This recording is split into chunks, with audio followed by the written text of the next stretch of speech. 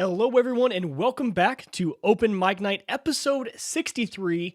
Tonight, we are going to do a quick, just hit the highlights recap of what happened in the Apple event that happened last week, and then we are going to go into some other tips and tricks, some cool things regarding Time Machine, and some other things that I think would greatly help you guys out when you guys are doing your Macs. So stick around. Let's have a fun show.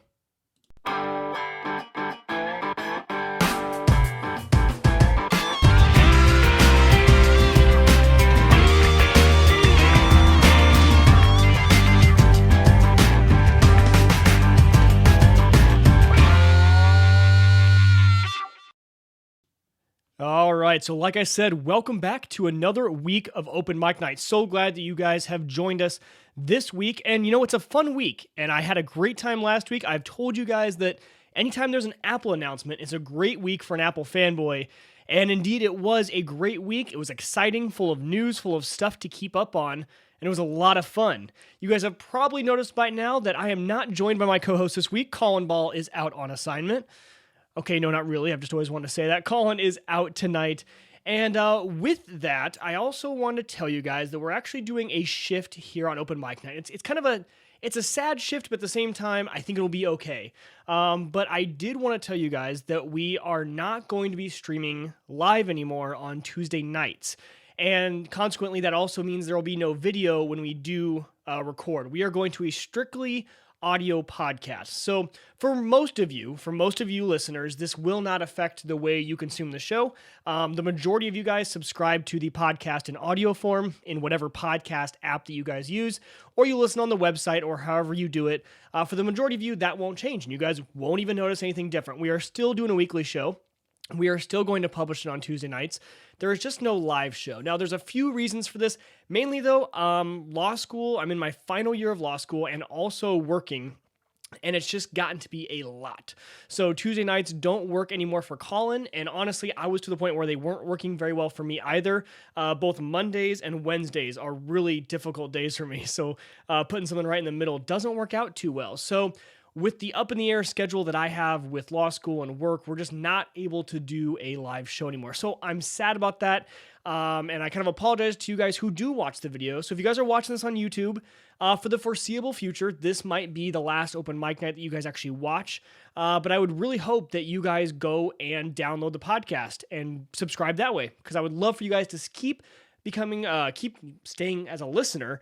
And because I love you guys, I love all of you, and I love the feedback that I get from you guys. And YouTube, the reason I'm kind of sad is because the YouTube community is amazing. I get a lot of comments on there, and there are, a significant amount of you over on YouTube. So I'm sorry to you guys, but like I said, this is just for the foreseeable future. I think we'll kind of reanalyze after my semester's over. So come December, I think we'll kind of relook at things and see how the time's going, and see if we can find a night of the week that actually works every week to do a live show. So sorry to you guys about that. And if you guys are patrons on Patreon, and if that affects how you guys want to support the show, I completely understand. If you guys support the show because it's live and because you can come out and join the chat, and if you became a patron because of that and you don't want to anymore, I completely understand. I know this is kind of a big change for some of you, but it's just something that I need to do. So I won't go into it too much more than that. But hopefully in January or then next summer sometime, we can bring back the live video, because I do like doing it. Video was what I wanted to start out doing, so going away from it, it's really hard for me, actually. I'm going to miss it, but doing the audio podcast, I think, is the best way. And also, it allows me to do some other things. There are certain times during the week where I find myself saying, hey, I would love to sit down and record maybe a conversation I'm having with someone, or just record something, but I'm like, well, I do the live show, so it'd be kind of hard. So now I can actually maybe record other interesting tidbits and put them into the show, since it doesn't have to be live. So there will be some benefits to this, but yeah, just kind of a big change overall. But enough about that. Let's move into some other stuff. PTD in the chat room says, bummer. I know, PTD, it's hard leaving you, man. PTD, you're out here every single week, so I know that's sad, and I'm gonna miss you, man. I'm gonna miss your commentary. That's another thing that I'm not going to like, is that a lot of the information I get, or a lot of corrections I get if I misspeak, or questions that I have, I get those from the chat room. So people like PTD, I'm really gonna miss that. So like I said, hopefully we can bring this back in the future. But for now, we're gonna get through just doing a weekly show, not live, just put out every Tuesday on the podcast. So going to be lost next Tuesday night. Oh, thank you, PTD. That's awesome. Yeah, I do feel bad that we can't do it on Tuesday nights. I'm going to be lost on Tuesday nights, but I'm going to be lost in gobs of homework, which, is, I know, it's a trade-off. So, which is what I end up, the reason I'm doing this, I do my homework after this, but that pushes really late into the night. And prepping for the show takes time. And also the reason I would do video, I would keep doing the video if it didn't take long for me to edit it. And so editing the video, uploading that video, surprisingly, just downloading it and uploading it takes a lot of time. So that's just cutting out of my law school time right now. And we can't do it, but hopefully next semester. All right, so we are going to move on to the Apple announcement. But before that, I just want to give some life updates and some things that I found for you guys that I think are pretty cool. So this past weekend, my brother-in-law and my father-in-law came into town, and they were looking to get some new cell phones, right? So they're on Verizon, and they were going to get new iPhones. And so my brother-in-law was for sure going to get one, and my wife is actually still on their plan, and I'm on my parents' plan, and we just pay them. It's actually a lot cheaper to do it that way. So my wife, Hannah, was wanting to get a new phone as well if they could. So it was kind of funny how this all happened, but my brother-in-law was having a conversation with me. He's still in high school, and he said he had called Verizon and that he had found out that you can now pay for phones monthly, which I did know. You can now do the monthly plan where you pay off your phone over 2 years instead of signing the contract, and you can pay it off at any time and the phone is yours and you can take it. So this is instead of doing the discounted price. Usually if you have a 2-year contract, you can use your quote unquote upgrade and pay, let's say, $200 for an iPhone, even though that iPhone really costs $650. So he told me that there's this new payment plan, which I already knew about. And so I was like, yeah, that's a good option. That's what I do on my phone. And I pay about, I think, $30 a month, maybe a little bit less than that for my iPhone 6 Plus. And it works out. For me, it was a good deal.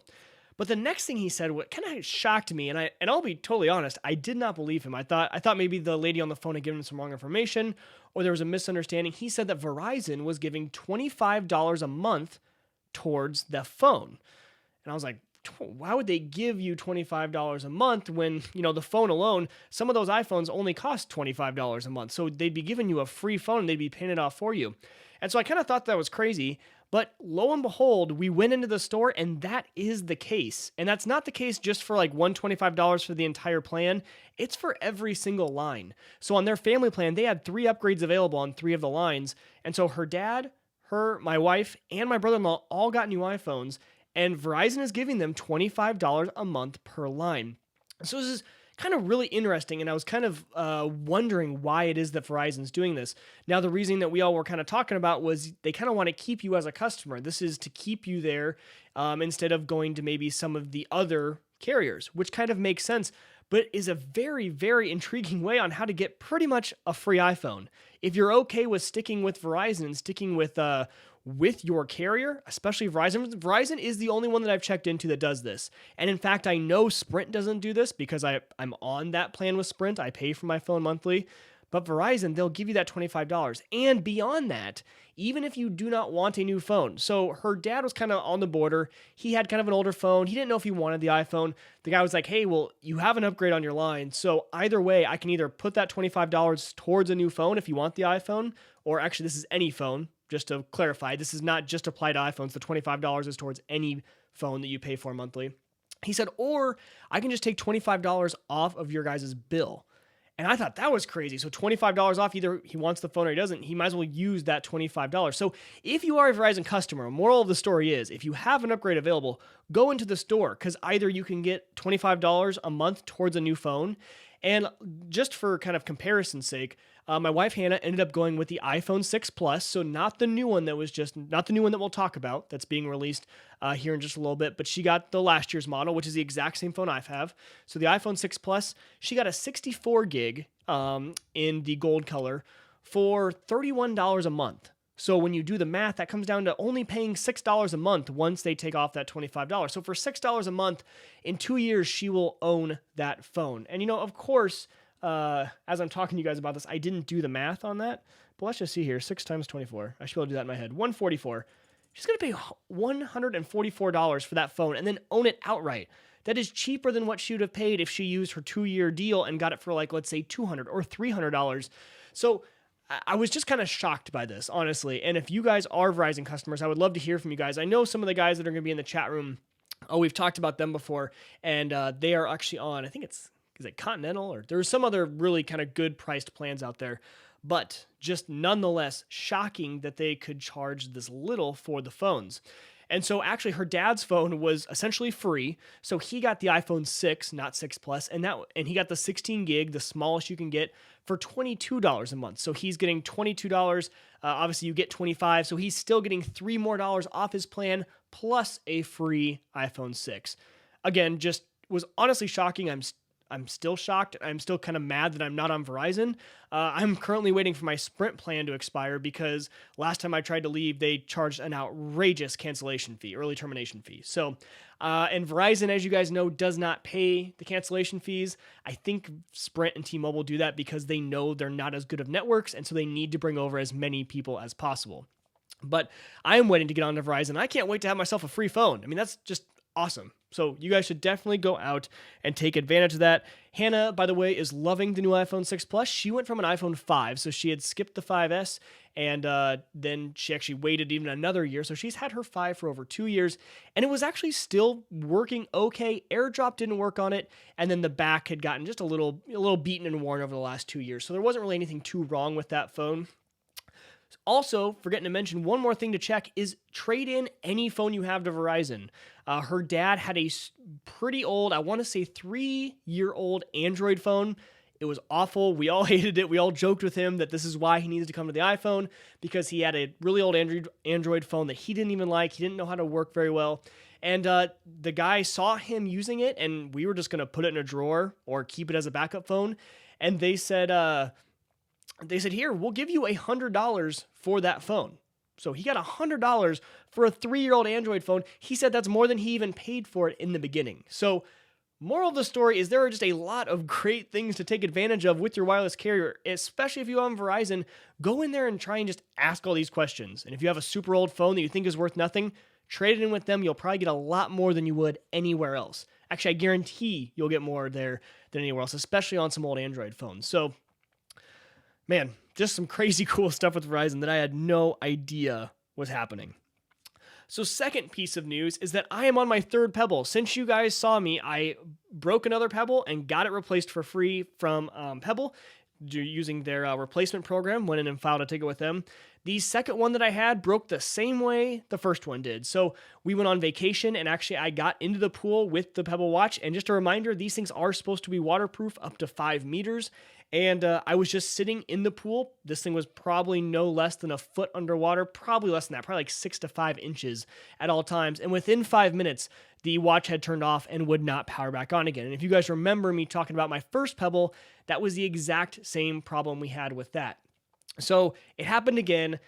I'm just going to go off the impression that they are not as waterproof as we would like them to be. I'm just going to say that that I think that maybe they're just not as waterproof, or maybe I've just had 2 bad batches. I am not sure, but either way, I'm not getting this one wet. I'm kind of sick of mailing back in and filling out the forms and confirming with them. I'll give them credit. They have a great return kind of policy. They are quick and fast if you tweet them. I submitted my ticket, tweeted them the same day, and had a response the next day. And some people have been waiting weeks, so tweet at them if you haven't done that. I know I've mentioned that before. But you do have to go back and forth with them. You have to send them a video of it not working. You have to send them a picture of the back of the watch where the serial number is on next to a piece of paper where you've written your case number down. I think just to prove that you are owning this watch and you are there and you have the case number, all that stuff. I don't know. Just a proof of ownership, I would guess. But they were pretty quick to get it back out to me, but I just don't want to do that process again. It wasn't fun. I didn't enjoy it. So I'm just not going to get this one wet. I think that's just the best idea for me, is just keep this one out of the water, because I do love it. I do love the Pebble. And I told you guys last time that my wife and I had the conversation of, if they gave me the option, would I have gotten my money back? And I think after the second time, I might have considered that, just because I do really wish I had a waterproof watch. I don't go in the water too often, honestly. I'm not a swimmer, but there are certain circumstances where I just don't want to have to worry about it. And I would rather be able to take this in the lake or the pool or anything like that and just not worry. So this second time, I might have asked for my money back. Again, that's not an option. By the way, I'm not saying it is. They've never offered that. But if it had been an option, I would have maybe considered it a little bit more. But I still really like the Pebble. I think it's great, especially for the price. I think you can't beat it. I think it's just awesome. I'm trying to get back into our chat room here. I got kicked out, and I hope that doesn't mean my internet's been going out and you guys haven't been hearing me. But let's just hop right back into the chat and see what's going on here. Okay, I think we got that back up and running, so I think that's good. But okay, so those are two of the kind of updates that we have for you guys. So hopefully you guys learned something from that, especially on that Verizon deal. Man, it's just still shocking to me, and we'll talk a little bit more about that as we go on here. All right, so the Apple event happened last week, right? We had the big Apple event, the one that everyone looks forward to every year in the fall. We get the iPhone announcement. We get to learn what's new with the iPhones, what's new with the iPads, what's new with Apple. We get to finally see it, to get rid of all those rumors. We've been playing with rumors the entire summer, talking about what's going to be on it, how's it going to look, how big is it going to have certain things. And we finally get to put all those rumors to rest and get the exact information. So the way I'm going to do this recap is that I have to admit, I get personally annoyed. I listen to a lot of Apple podcasts, like a lot, probably more than most people. And every single week after a big announcement, every single one of those podcasts, they spend the entire show talking about what happened. And that's great, but usually for us fanboys, we watched the event or we've kept up on it. So what I'm going to give you guys is just kind of a 5 to 10 minute rundown of just the big things that you guys need to know. The one thing I was kind of not peeved about, one thing I could rant about if I was going to rant about the Apple announcement this fall was that it was super, super long. They drew this thing out. I mean, this was over 2 hours worth of an announcement, something that I thought they could have cut down. I think they could have gotten to the point a lot faster. And, Colin and I were talking, and I'm sure Colin might bring this up next week on the show, but we were talking about how, since when did this show become all about demos? Like, I know Apple has always had demos. They've always had developers come up and show off certain things that they've been developing. But I think I was just more annoyed with how many demos they did with all this certain stuff and all of the presentations they had from outside companies. I think that belongs in WWDC. I think they need to keep this as a product announcement, keep it strictly Apple, very little demos, get kind of to the point a little bit faster, maybe an hour, hour and a half, but definitely not 2 hours worth. It was just a lot to go through, and I found myself at times wanting to fast forward. Luckily, this time I did wait. I didn't watch it live. I actually couldn't. I was at work. So I did watch it after the fact, and I was scrubbing through. I was skipping a lot of those demos just because they're not that interesting to me. I want to know the information, and that's all I want to know. So just a quick rundown of the things that you guys need to know. So obviously they announced the new iPhone iPhone 6s, and iPhone 6 Plus S. So each new phone, the 6 and the 6 Plus, both got upgrades now to the S. They stuck with the naming convention. Some people were rumoring that they might differ from that. I didn't think they would. It's worked for them in the past. So yes, we are seeing the S model now. It's the incremental year, and next year maybe we'll see the 7 as predicted. But they came out with these new phones, and there were some significant upgrades to the phones. Now, nothing huge, nothing incremental, as in terms of like design-wise, feel-wise. The look is the exact same. If you have a case for either of those phones, respectively, those cases will work on your new this year's model version, the S version. The cases will stay the exact same, so the form factor did not change. However, they did make some cool improvements. So, just running down the line real quick. First of all, the back camera is now a 12 megapixel camera. That's a large update.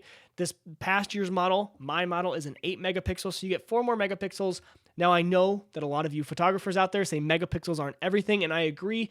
They have also upgraded the sensor. They say it's going to work really well in low light. I will love to see that. I can't wait to kind of play with it and see how well it does perform in low light. My brother-in-law did end up ordering the new phone, the 6S, and he is waiting. He ordered it, it's been Sunday, so 3 days after they had the first day of pre-orders, and he's looking at a mid to late October ship date. So his is about a month delay just by waiting 3 days, but he did go with a pretty popular model, Verizon phone, iPhone 6S, not the Plus, and at a 64 gig, so right in the middle. So I'm guessing that's one of the more popular models, just because it's kind of right in the middle of everything. So there is kind of a wait on the ship date. So 12 megapixel camera. On the topic of cameras, they also did something very interesting with photos. So when you take a standard photo, the camera actually kind of does photos before and photos after. Like it's kind of already recording before you even hit the button, if that makes any sense, because they have now what's called live photos. So if you take just a standard photo, not a video, if you take just a standard photo and then you go back and you look at that photo, you can actually hold down on it and you can see it almost makes like a little vine. That's how The Verge was kind of relating. It was kind of, it looks like a vine. It's kind of like a little 5-second what happened before and what happened afterwards. So kind of interesting. Not sure if people are going to like it, use it, if it's a feature people are going to like. It reminds me kind of a feature with like slow-mo or panoramas where we all think, oh, that'll be super cool. And then we maybe use it, once a month, if even that. I do love the panorama feature. I use that quite a bit, but I was all excited about slow-mo and I don't use slow-mo, mainly because I don't do anything cool enough to slow-mo. So, but this might be one of those features, but it might be something that people actually like. So we'll have to see. It'll be interesting to see how people post those. I'm not sure. I didn't do enough research to see how it saves those out. So let's say you do like that little mini video it made for you from your photo. How does it save that out? Is it, a movie file? Is it a GIF? Is it, how does it save that out? How would you upload that then to maybe Facebook or Instagram or anything like that? So that'll be interesting to see how all that works. The other big, huge announcement kind of from the iPhone, their kind of keystone part of the presentation, their big announcement was that they have 3D Touch. Now, for those of you who don't know what 3D Touch is, like me, when I read it on Twitter, I was like, 3D Touch, think Force Touch just for the iPhone. So they renamed it 3D Touch for the iPhone, which makes a little bit more sense on the iPhone instead of Force Touch. But like on Force Touch on the new Macs, where when you press the trackpad, it kind of knows how hard you're pressing, if you're pressing harder or lighter. Same sort of thing on the iPhone. It allows you to access certain menus quicker, look into maybe certain files or folders, see what's in them, things like that. It just is a new way to interact with your phone. So imagining now we can only tap and untap, and maybe we can long press, but now you can just press more firmly, and that will trigger a different reaction from your phone.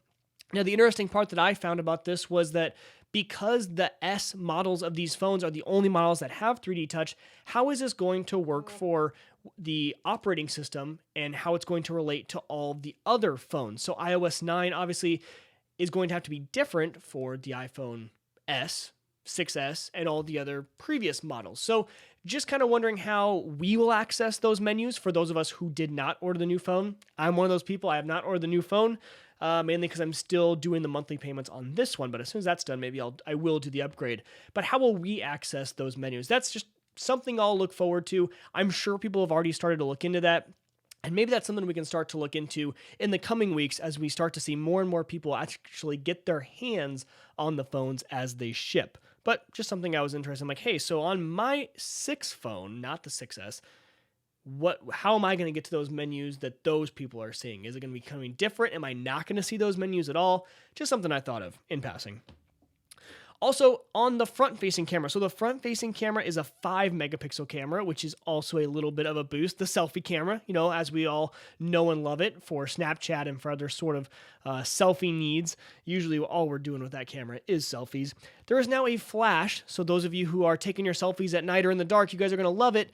A two-tone flash actually coming from that Retina display screen. So the screen is now your flash, and it's actually two-tone. So they were kind of big proponents of this two-tone flash, and I have to admit it does work pretty well in the back camera where they have kind of the different lights, and it doesn't just have that glaring bright image. It's almost more of a natural-looking image with that two-tone flash. So you get that now from the front, and that's coming from the screen. Now, obviously, that is only as good as the screen can be. So if it's only as bright as your screen is. So that is your flash. But hey, kind of cool, right? They also introduced a new color, so you now can have a rose gold iPhone 6, which, we saw that before, and now we're seeing it in the iPhones. So kind of that rose gold color looks, reddish, pinkish, that color. So another color option for you guys. I don't know why. I love the space gray. I think it's a nice looking color, and I like the black on the front. I'm just a fan of that black. I like how it kind of just blends in with the screen when it's off. I like the look of that. So I think I will always stick with space gray, but I know a lot of people are interested in that rose gold color. So finally, the processor on the phone is the new A9 processor. Beefier, faster, all the standard stuff you guys hear about processors. It's just going to be faster. A better phone, right? It's the new year. Why not? It's just going to be faster and better. That's all you guys really need to know about it. That's all I know about it. So that's all you guys need to know. It's just faster, better. Your games will run faster. Your stuff will send quicker, all that stuff. All the great things that happen with a new processor, that is what is going to be in the new phone. So that's the A9 processor. So iPhone 6s and iPhone 6 pre-orders happened last Friday. They're already going to be shipping at the end of September. But again, like I said, if you didn't make your orders early on that Friday morning, then you guys are probably looking at a October ship date. If not now, they might even be into November. I'm not sure. But like I said, we ordered probably one of the most common iPhones, and we ordered that on Sunday, and we have a mid to late October ship date. That's according to Verizon. So again, we didn't order from Apple, so maybe Verizon's supply might be a little bit different, but that is what we were told when we ordered it. All right, so moving on, they did have some other stuff that they talked about in the keynote, and actually some pretty big items. They're kind of fun to talk about, and some of them I'm more excited about than others. But the first one I'm going to kind of mention is the Apple TV, because Colin and I have talked about the Apple TV before. We talked about it in past weeks, especially in regards to rumors of what was going to happen with the Apple TV. And yes, the Apple TV is getting an update both with hardware and software. So the Apple TV hardware is going to be different. We now have storage on the Apple TV. It looks very, very similar to the old one. Actually, I was going to check into the measurements because I don't know if it is the exact same size, but think of the old one, just that black hockey puck. That is what the new Apple TV looks like. And the big new change to the hardware, I guess, is the remote. It's no longer, Colin and I went ad nauseum talking about how much we hate the Apple TV remote. Well, they did change it, and it now has a touch kind of pad on the top, so you can swipe and touch and use your thumb. Also has a built-in microphone. Now, this integrates with their new software. So the Apple TV largely revolves around the use of Siri. So you can imagine talking into your remote, asking the Apple TV to watch certain movies, turn on certain apps, channels, things like that. That is what the Apple remote now does. It has the microphone in it, so it's just Siri. Imagine Siri on your phone is now Siri on the Apple TV. Now, they went through a lot of talk about the new software for this Apple TV. And all I can say is I kind of like it. It's kind of nice. The complaints that I had before about the Apple TV not having certain apps, not being very customizable, being very kind of archaic looking, they've done a lot to re-engineer this. And especially with the Siri integration, it could be very interesting. Now, I've talked about how that I use now the Xbox One as my media console in my living room. It runs everything. We've talked about this. My cable box runs into it. I use it for Netflix, Hulu, absolutely everything. Now, the Xbox does have the ability to use voice. This is obviously with the Xbox Connect, and it's something that when they did the announcement, I thought, oh, hey, that's pretty cool. But when I actually bought the Xbox One, I didn't pay the extra $100 for the Connect. I left it out. I said, you know what? I'll play with it without it to see if I really need it, and I don't really miss it. I do use voice in my house already for Amazon Echo, so it would seem like a natural fit. Might be something I would add in. But for $100, I was kind of leaving it out. But now that this remote comes with the Apple TV, and it's just part of the package, it's all built in, I could see using voice with a set-top box like that to be extremely useful. Now, what I didn't see from the Apple TV, and this might be a correction in the future if I read more fine print, but there's no capability like the Xbox One to kind of run your cable through it. Whereas, the Xbox One, you literally just plug your cable box into the Xbox. It's got two HDMIs on it, HDMI in and HDMI out. That is something I would have loved to see from the Apple TV. Really, take over as my one-stop shop for my entire TV. That is the reason I love the Xbox One, is I never have to switch the input on my TV, and the fact that it's a very unified experience. When I use the Xbox One, it has its own guide built in. I don't use my cable box's guide. So everything looks Xbox. I can tell that you never switched, and no matter what I'm viewing, whether it's cable TV or anything else, it just looks Xbox. And that's what I really, really like, is that number one, I don't have to switch the inputs, and number two, it does everything, and it's a very unified experience. So what I would have liked to see Apple do more of that with the Apple TV, take cable in, do something like that. Whereas if I have that new Apple TV, I still have to switch over if I want to watch live TV. Their kind of thing is that with this new Apple TV kind of service that's coming in the future, you might not even need your cable subscription anymore, which I understand. That makes sense to me. But, I just still, for a lot of us, we are not ready to cut the cord yet. I am not ready to cut the cord. And that is proven to me every single time football season rolls around. So football season, as soon as it started this year, I was like, this is why we have cable. I kind of forget.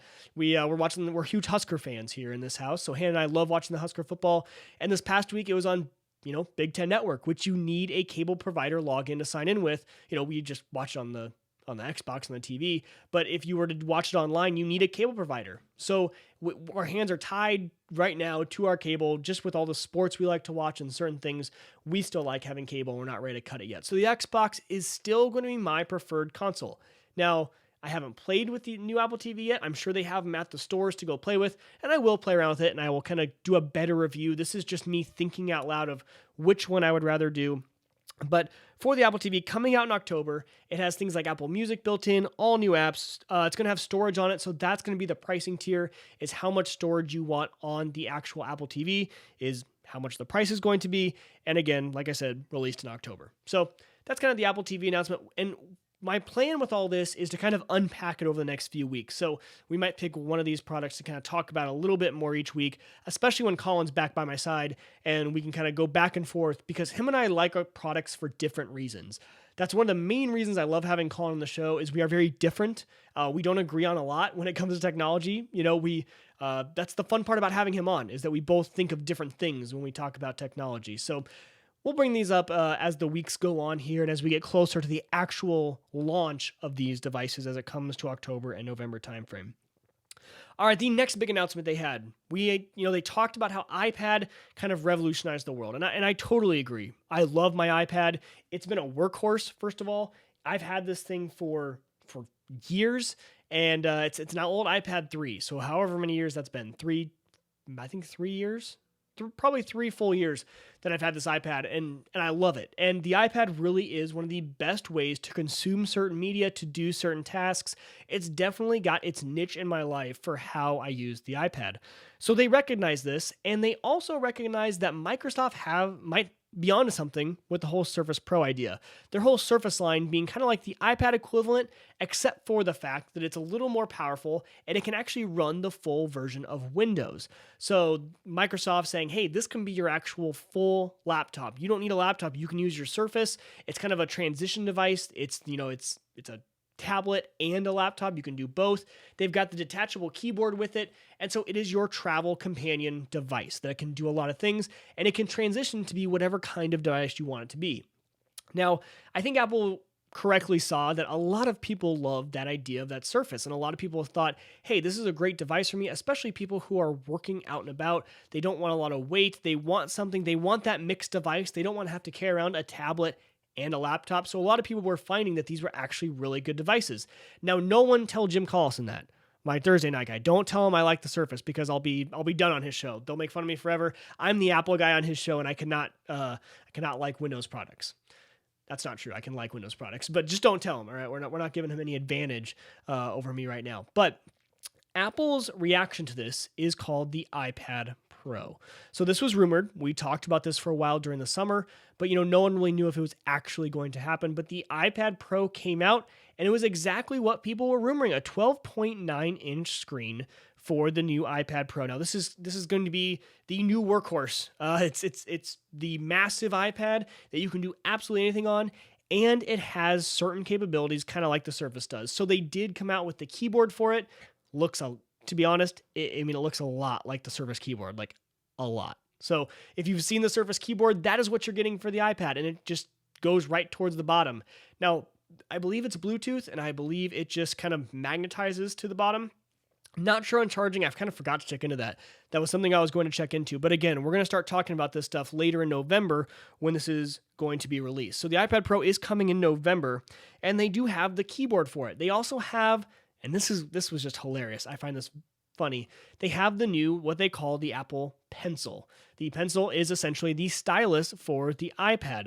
Now, this is a $99 stylus, so not a cheap pencil, not a cheap stylus, but it's also a smart stylus. It's one of the best ways to interact with the new iPad, apparently. Again, I can't wait to go actually to the store and play with these certain things.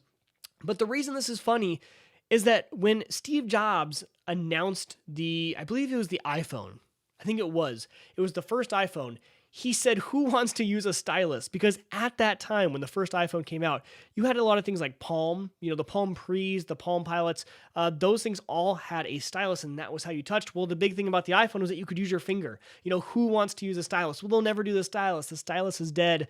But now, alas, with the iPad Pro, you do have the pencil. But I think this is a good thing when you have something like the iPad Pro, which could be a great product for designers, artists, people like that. A pencil makes a lot of sense, and it makes sense for Apple to make one that's, intricately designed to work with the iPad and be extremely accurate. The problem with a lot of styluses is that they're just not very accurate, or they pick up your palm as you rest your palm on the iPad as you're using the stylus. So I think it's a good thing that Apple came out with this, because Apple put a lot of thought and design behind the pencil, is what they're calling it. It's not the stylus, it's not the pen, it's the pencil. So it's a $99 stylus. But this is another one of those cases where Apple has Sherlocked a whole nother industry, the industry of Apple promoted, styluses. These things are out. Smart styluses are out, and they're actually some very high-end styluses that you can buy for your iPad or your iPhone.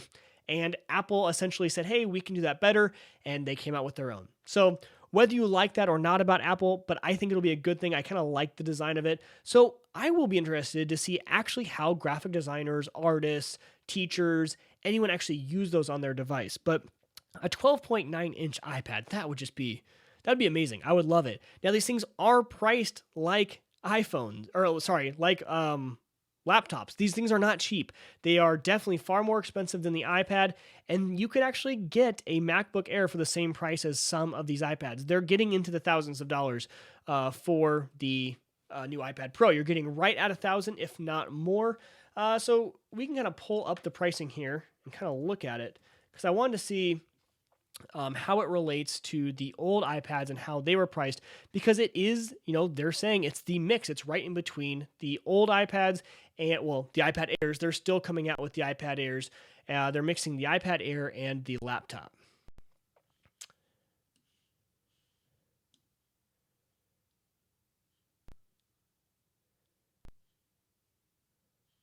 Okay, and I actually can't get the prices up here. So, we'll look at the prices again when it comes time in November for the actual thing to be released. Well, that's when we'll look at the prices. So sorry about that. Remember to cut that out from the audio version of the podcast. Like I said, you live guys and you YouTube guys get to see all the parts of the show that end up being cut out. So that's really it on the iPad. That's all I kind of want to talk about, because like I said, we'll wait and talk about more as it gets closer to release time, but just know that is now an option from Apple. And Microsoft users can no longer say that the Surface is kind of like, oh, when Apple really doesn't have this product, their iPad can't be used as this. Now, it doesn't, the iPad Pro will not run a full version of Mac. That is, the thing. It's not a full version of the Mac OS X software that the Surface does. Surface does run the latest version of Windows, but the iPad Pro will not. One final little announcement is that they did talk a little bit about Apple Watch, pretty much that they have a lot of new bands now and colors and looks to the Apple Watch. So they came out with some very high-end bands, as well as some other colors in the sport band. So you can just mix and match to your heart's content if you're willing to pay the price for the Apple bands. Remember, they are a little bit expensive, but man, do they look good. Some of those bands look absolutely phenomenal, and especially some of their new ones. They went with some designer leather and stitching that just looks amazing. So they do have some new bands that are out. All right, so now that's my Apple recap. That's all I want to do, and I promise I'm not going to mention anything more about it. That's all I want to do, and like I said, we'll talk about this more as time goes on, but you guys don't need anything more than that. Those are the highlights. The iPhone 6s and 6 Plus S, you got the new Apple TV, the iPad Pro, and some addition to the Apple Watch. Everything else you can kind of just forget about, or if not, you can always email me if you have any questions on anything else they talked about. Always feel free to email me, mike@2980network.com. All right, so now it's time to move into the tips and tricks segment of the show. This is the part of the show where I talk to you guys about ways to use your Apple devices better, things that'll just make your life a little bit easier. And this first one is something that I just ran into the other day. So I use Time Machine to back up my Mac, as many of you I'm sure do. If you have Macintosh machines, I'm sure that you guys use Time Machine. It's by far the easiest way to back up your Mac. It's built in, the software comes on it. All you need to do is plug in maybe a USB external drive or use a network drive and just tell it where you want it to back up. So the great thing about Time Machine is that it's kind of incremental backups, meaning that you can kind of look back and let's say I deleted a file today, I can just scroll back, open Time Machine, scroll back to yesterday, I can scroll back to last week, last month, whenever I want, and it's stored. It's kind of a snapshot of your computer at that time. You can then go in and grab those files that maybe you deleted and bring them back to the future. So it's kind of nice. It's a great way to back up. But the one tip I have for you is that a lot of times we don't need to fill up an entire drive with Time Machine backups, especially because most of the time, if you are needing a file that maybe you deleted, maybe the most that I would ever need to go back is probably a year. Maybe I realized that, oh man, a year ago, maybe last year in school, I deleted a file that I wanted something. But most of the time, it's like the last week, yesterday, an hour ago. You usually don't need to go too far back in time. Now, the one downside to Time Machine is that the drive you assign it to, it will fill up that entire drive with backups until it is full, and then it'll start to delete the oldest and replace it with some of the new stuff. So, for example, mine just popped up and said, hey, your drive is full. We're going to start deleting stuff from September 2014. So I have a full year of incremental backups on my drive, and that is a 500 gig drive. Now, the interesting part about this is that, if that was your whole drive, that would kind of suck, right? Sometimes you want to be able to use that drive for other reasons, to throw files on, to store other things besides your Time Machine backup. So there is one trick that you can do to kind of keep that file size limited, and it's exactly what I did. So obviously I just told you that it backed up 500 gigs worth of backup, but actually the drive that is plugged in, it's a USB 3 hard drive that's plugged into my iMac, is a full terabyte drive. But what you can do is you can go in and partition the drive.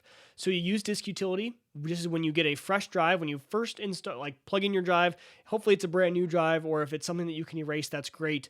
But what you're going to do is just partition it, and that's easy to do in disk utility. So I made two 500 gig partitions from this 1 terabyte drive. One I named Time Machine, and one I just named something else, storage. And when you show Time Machine where to store the backups, just pick one of those partitions, and it thinks that is the entire drive. So essentially, I tricked Time Machine into taking this terabyte drive, but only filling up 500 gigs of it. So that's just one tip I had for you, is to definitely go in and partition those drives, because you don't need a terabyte full of backups. Obviously, I got a full year from 500 gigs, so I don't need anything more than that. That's all I need. And if you don't stop it, though, it'll just keep going until it is full. So partition those drives for Time Machine. All right, and the second little bit of tips and tricks is something that I have run into at my parents' house a lot. And it's something that I realized I'm lucky enough that I don't have to deal with it, but a lot of you guys might be having this same struggle. And it revolves around networking. We've talked about networking on this show, right? We've talked about how to set up your wireless network, or you guys maybe seen my video about how to set up a simple, basic wireless network with the cable modem that is given to you by your cable company. Now, there's also a problem that can arise with certain cable companies. So I use Cox here in Omaha. Cox just gives you a simple modem, right? It's your basic cable modem. It's a DOCSIS 3 modem.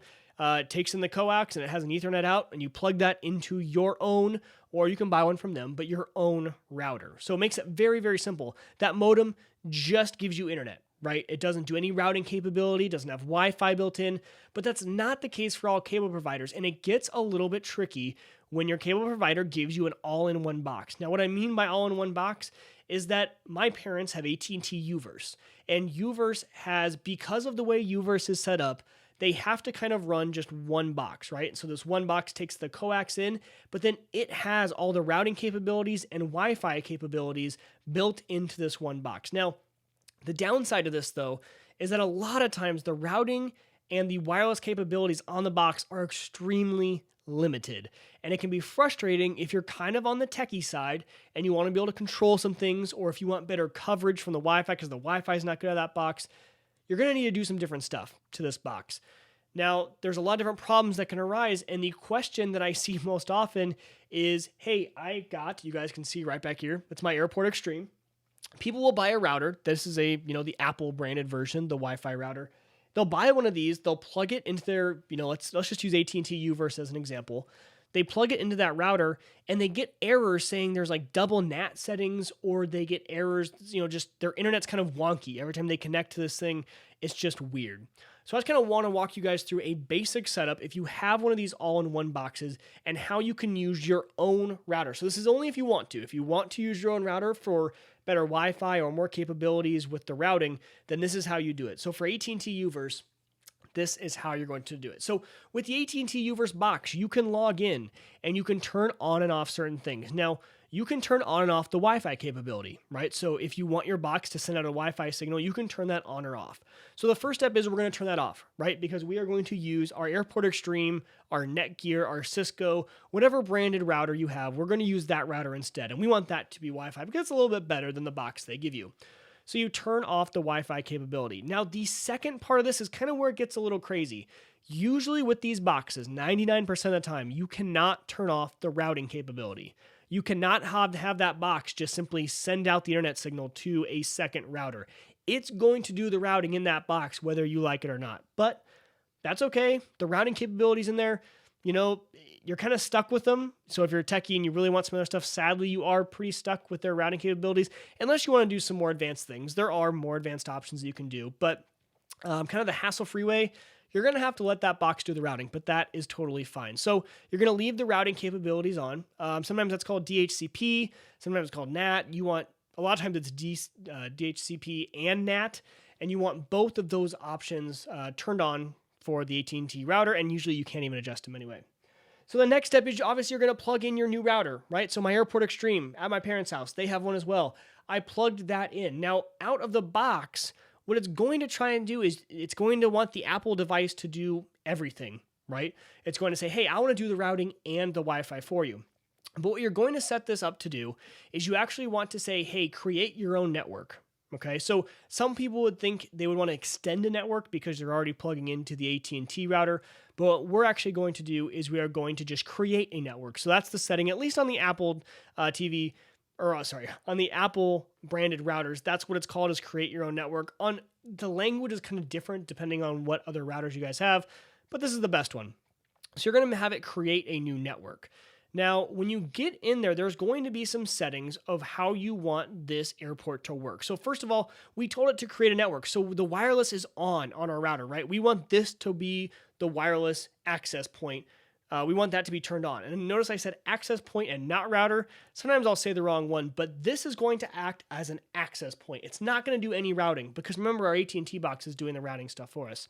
So on the Apple side, when you turn off the DHCP and the NAT settings, and now I'm wondering if it's, I think I'm saying that right. DHCP and the NAT settings, you're going to turn the Apple router into bridge mode. So when you turn it into bridge mode, it turns off the routing capabilities and just says, hey, I'm going to send out a wireless signal. You can connect to me and I'll pass you along to the router, which is the AT&T Uverse router, and it can deal with all that stuff. So the way around this is simply by just turning on that bridge mode on the Apple router. Again, that just has it not do any routing capability. So you're using the Apple Airport Extreme or Express as an access point and not as a router.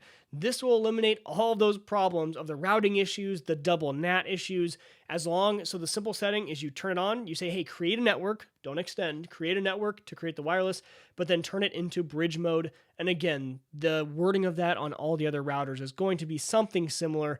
Sometimes it's just turning off DHCP and NAT.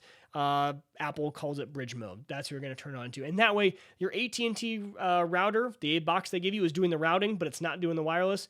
And your Airport Extreme or Express is doing the wireless. And that way you can plug these things in different areas of the house. You're not tied down to wherever that box is. As long as you can get an Ethernet cord there, you will be good. So that was kind of a long-winded explanation, but it's something that I saw a lot of comments online about. And it's something that I've dealt with at my parents' house when I was first setting up their routers. And sadly, a lot more of the cable companies are going to these kind of all-in-one boxes. And I did notice that Cox is even going to these all-in-one boxes if you get their new gigabit Ethernet, because it has to be fiber that's run into that box, and so they want you to use their box for everything. So eventually I probably will have the all-in-one box, but until then, I really appreciate Cox just letting me do the DOCSIS 3 modem. I love it. It makes it super easy. All right, so thank you guys for coming out tonight. I hope that I was brief enough on the Apple recap, but I hope I also gave you enough information that if you hadn't watched it or hadn't heard, you learned a little bit. You learned a little bit about what they were talking about. Again, remember, this is the last live show we are doing for the foreseeable future. We'll talk about it again in December. I'll kind of relook at schedules, but the show will still come out every Tuesday night. So if you watch live, PTD, the other guest that's in here tonight, anyone that watches live, or if you're watching on YouTube, just head on over to 2980network.com/subscribe, and you can get all the RSS links. You can get the iTunes link, everything like that. You can just get that all and subscribe to the show, to the audio version.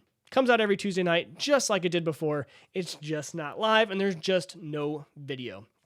Any other information, 2980network.com is where you can find everything. Information about the show, subscription links to my other show, Suit and Scrubs, which we are recording the next episode right after this. So as soon as we're done with this show, we're jumping into Suit and Scrubs and going to get that one out to you guys. So be on the lookout for that. If you guys want to catch me on my other show with Mr. Jim Collison, that's his network, theaverageguy.tv. I'm over at on Home Gadget Geeks over there with him, and that's a really fun show. That's actually a super fun show. We talk about just everything geek, everything home tech guy. It's fitting. Home Gadget Geeks is a great name for it because we have a really good time over there. So head over there. That's Thursday nights at 8 p.m. Central Time over at theaverageguy.tv/live. I want to thank you guys again for coming out for this final live version. I hope you guys listen next week. I won't see you. Sadly, I won't be able to talk to you in the chat, but I hope you guys do enjoy the show. You guys have a great weekend. Weekend, I guess, whatever it is. I will see you guys next time, but until I do, tech on.